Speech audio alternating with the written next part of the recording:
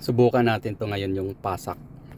Ito ay napaka-importante lalo na kung malayo kayo sa vulcanizing tapos na-flatan kayo. Kailangan yung matutong mag-DIY. Subukan natin ito kasi may tama na rin yung kaliwa kong gulong sa harap. Kaya ito, magde-demo tayo ngayon. Ito na guys, subukan natin ito. Tapos syempre gagamit ka rin ng long nose. Yan, pangkuha nung pako. Ayan siya guys, oh. Ayan, di ba? So ayan, tanggalin natin tong gulong na ito.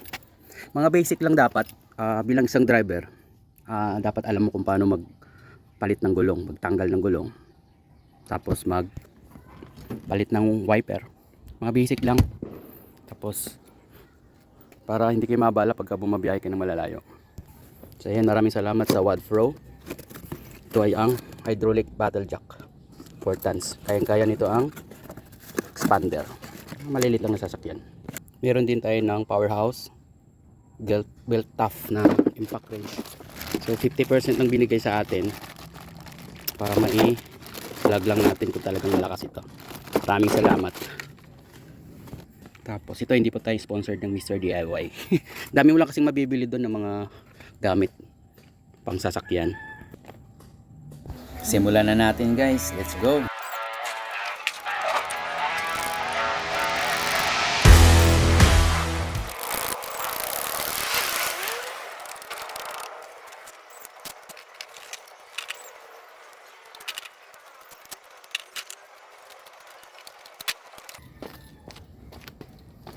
Alpak, hindi kasya yung ano niya, bolts niya.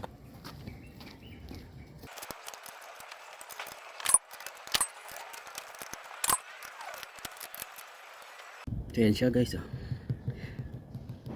Tanggalin natin. Pero bago mo siya tanggalin ng tuluyan, ihanda mo na to.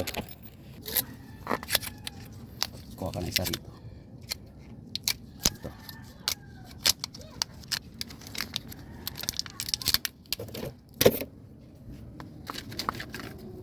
Pasok mo siya rito sa loob.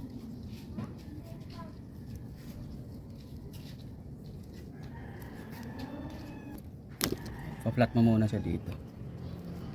Hindi siya papasok pagka dinaritso.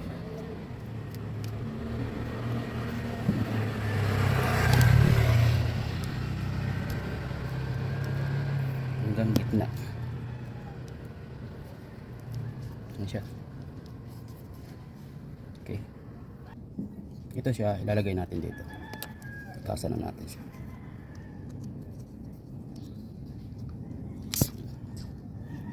Yan. Tanggalin na natin. Ito na guys. So, tingnan mo.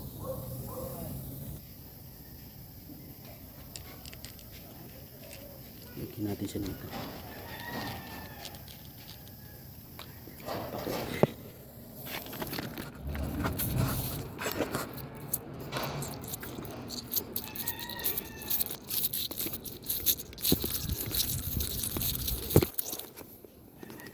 Ano siya?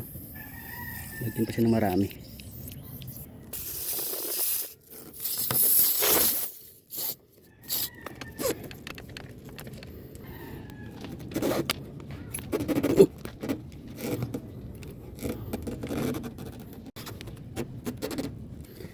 Tanggalin na. Tapos tanggalin itong mga excess na to. Tanggalin na natin ito.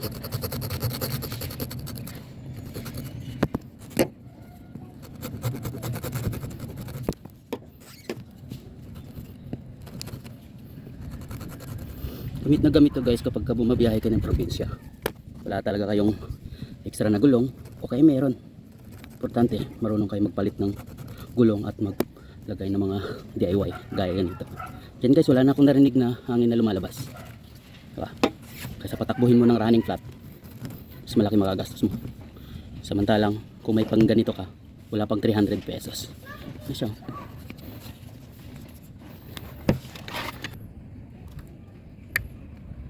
Wala na.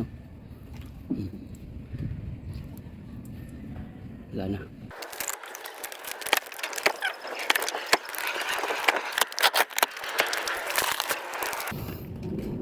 Saka Ito guys, kailangan din kasi ito. Dapat kompleto ka kung isa kang driver talaga na tumatagal ng 8 oras, 10 oras sa loob ng isang araw na pabiyahe ka.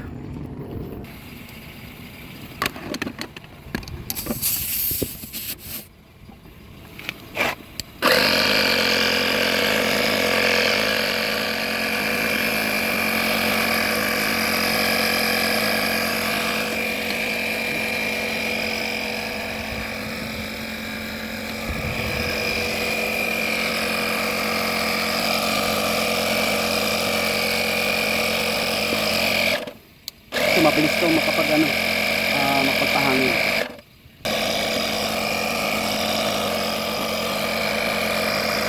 Last na to.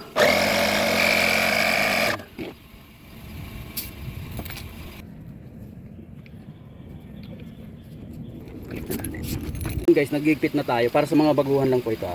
Alternate dapat. Hindi dapat sunod-sunod. Dapat alternate dito, dito, dito, dito, dito. Bahala ka basta alternate. Huwag sunod-sunod. So guys, to papaliwanag ko lang pala. Itong 4 tons na to ay hindi pwede sa expander. Dapat nasa 6 tons dapat. Kasi itong 4 tons na to, hindi niya kayang iangat. Saka may disadvantage, nayuyuki ang ilalim.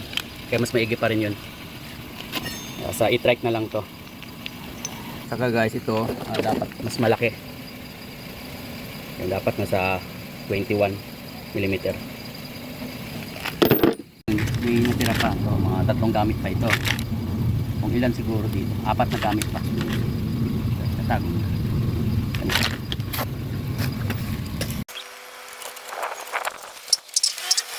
Ayan, ayos na.